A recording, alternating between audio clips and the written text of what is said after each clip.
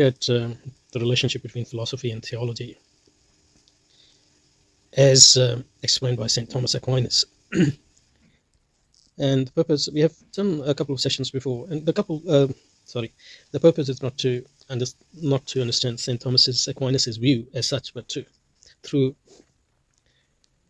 sort of confronting his views, through going through his views, we are trying to understand or deepen our understanding of the relationship between philosophy and theology.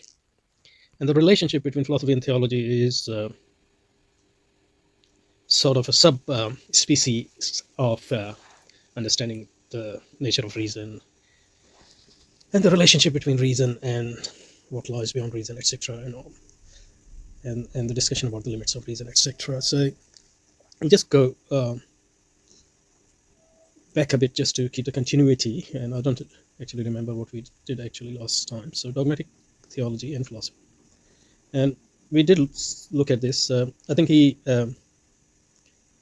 the word dogmatic theology is used here to distinguish this type of theology, or Christian theology or scholastic theology, from philosophical theology, because as you know, in Aristotle, the first philosophy is basically theology.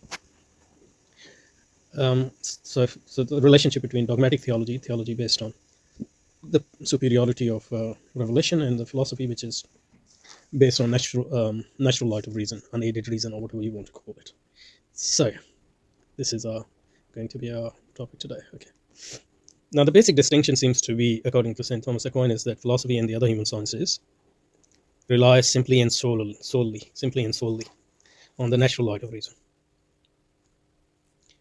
And by natural light of reason, we mean unaided reason. So some people make a lot out of this metaphor of light, but I think the metaphor of light is used in this context because reason, like our eyes, for example, is an instrument in our organ. So eye is an organ of our body. Reason is an organ or instrument of our mind or brain. And light is needed to see things through eyes. Similarly, light of reason is needed to, some sort of light is needed to see from the eye of the brain. So sometimes reason is compared to the eye, and in that context, we can use the metaphor of light is also used. So by natural light of reason, we mean our human reason,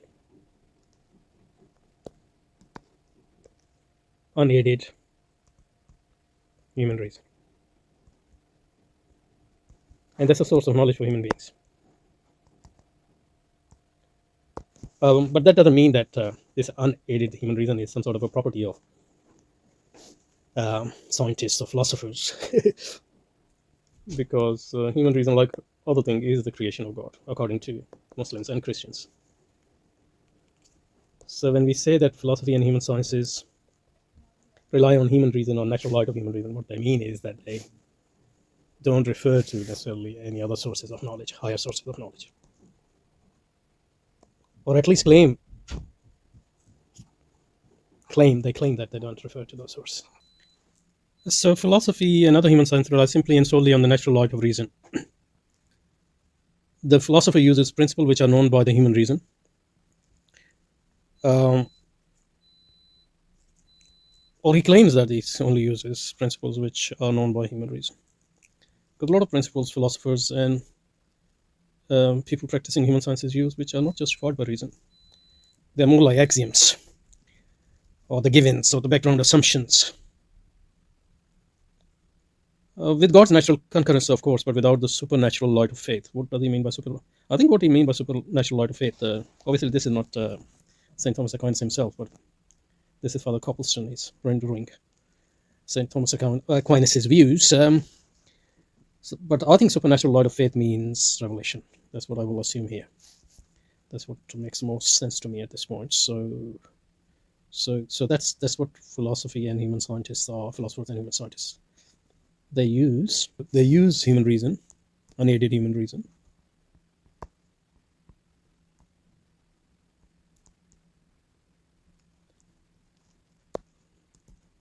and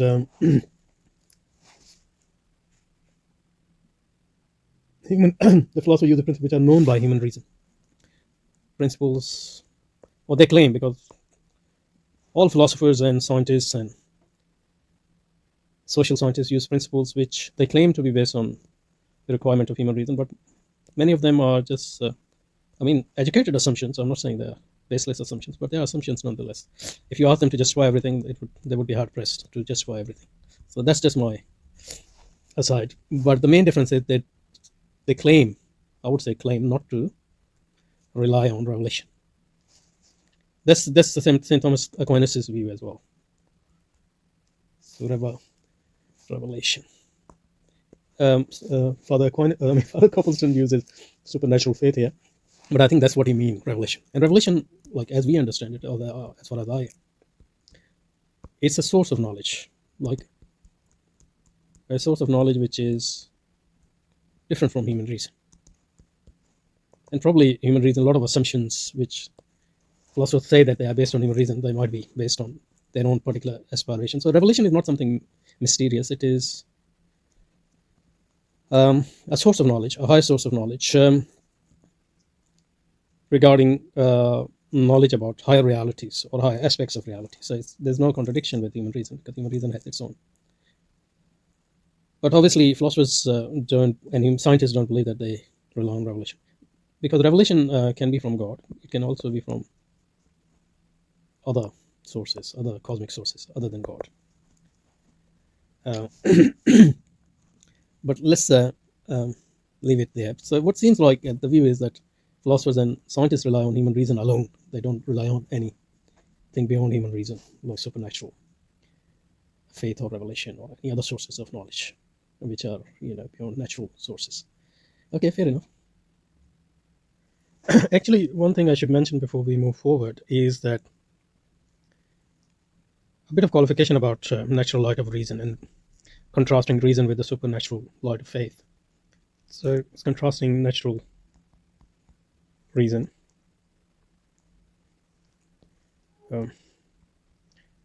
with supernatural faith or revelation, but this contrast is shouldn't be taken too far, because for this reason, the reason is that the reason is that reason has been most of the history. Philosophers have actually understood reason as something supernatural, something divine. Like we see that in Plato, and even Aristotle, who sort of naturalizes Plato to a certain extent. Even in him, God is pure reason, for example, pure actuality. So for a lot of philosophers, reason is actually a supernatural faculty or source of knowledge. So it's not entirely a thing of this world. And this belief in the divinity of reason or divine nature of reason continues even to the modern period. As we know, at the start of the Enlightenment period in Europe, in France, for example, temple of reasons were built where reason was actually worshipped instead of God or Jesus or whatever they used to worship before. And even in Kant, for example, reason is something divine in the sense that it is this reason which makes human being. What happened? Okay, they will salvage it. So in Kant, human reason is which impute divinity of sort to humans. They are not completely divine because they are not completely rational. They have animal component.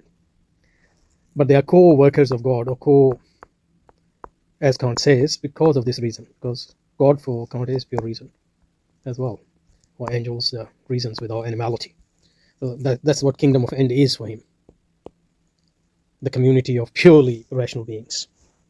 And that seems to be the destination of human beings as well for him, So that's why when Foucault announced that,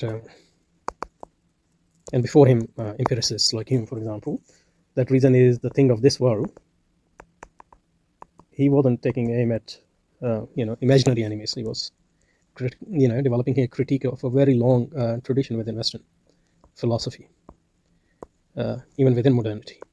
And even this, a lot of people who are called postmodernists today, like Foucault, for example, they're called so because they don't believe in, or they don't claim to not to believe in divinity of reason at all. And even though Habermas, for example, seemed to say that reason is not divine, but what he's defending and what he termed as procedural defense of the non-contingent nature of the Western reason, what he's defending is this same divinity in secular terms, really, or in minimalist terms. So when Father Copston, on behalf of St. Thomas Aquinas, make this contrast between natural light of reason and supernatural light of revelation, this contrast shouldn't be taken too far, because this reason is considered in the medieval times, in the ancient philosophy, as some sort of supernatural thing anyway. So the contrast is more between reason and revelation. And both are, in a sense, supernatural faculties or sources. But apparently philosophers relies only on reason, and that's what distinguishes him from theologian. Even though theologian uses reason, he doesn't solely rely on reason, as will become clear as we go along. So according to St. Thomas Aquinas, philosopher is the one who relies on human reason alone, without help from the supernatural sources of knowledge, or non-rational supernatural sources of knowledge. And based on this reason, he argues for two conclusions which are the fruit of human reasoning. The theologian, on the other hand, although he or she certainly uses reason, but the theologians are known for their use of reason. Theologians develop a lot of medieval logic and all those things and dialectics. The difference is they accept his principle on authority on faith, authority of the prophet or authority of the book. Based on revelation, he received them as revealed. Not directly, obviously. Only prophets have revelation, at least in the Islamic worldview. So that seems to be the basic distinction between the philosopher and theologian. Let's ponder on this a bit, and then we'll finish at that for today. So according to this philosopher, and with him scientists and other, relies solely on reason. And from reasoning, that is, use of reason, he or she comes to her conclusions. That's their philosophy. So that's a pedigree. On the other hand, the theologian, and by theologian we mean dogmatic theologian or scholastic theologian. A dogmatic, nowadays in English, has a negative connotation, but in this usage, there's no negative connotation. Dogmatic just means dogma is belief. So theologian uses reason. So he uses reasoning, but he also uses faith and revelation. And with the combination of all these, he comes to conclusions which are theology. So that's what differentiates theology from philosophy, even though both of them have heavy use of reason and logic and all those things. And mutakallimin obviously are philosophers in the more conventional conceptual sense, in the sense that they use all the tools of philosophy and all. So the basic distinction, according to this, are just two. Only reason. Philosopher uses only reason, and no other authority. No other authority. On the other hand, the theologian, according to this conception, so all principles are basic principles, first principles of philosophy are derived from reason itself. On the other hand, in theology, reason plus authority. By authority, we mean authority of revelation, etc. So the principles are derived from reason as well as authority. But I think that the claim that philosophers derive all their principles from reason is an outdated claim, in the sense that a lot of those principles are based on assumptions, which can't be justified with reason.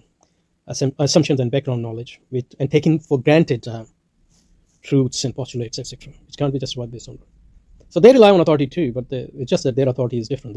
Their authority is the tradition of their subject, or one of the traditions of their subject. So in that sense, I think this can't be the distinction, really. This can't be the distinction that theologian relies on authority while philosopher and scientist doesn't. for now, what I can say is that basic. I think I would say that the basic, the basic difference is that the purpose of philosophy is to seek the ultimate truth. That's their claim, starting from bare minimum.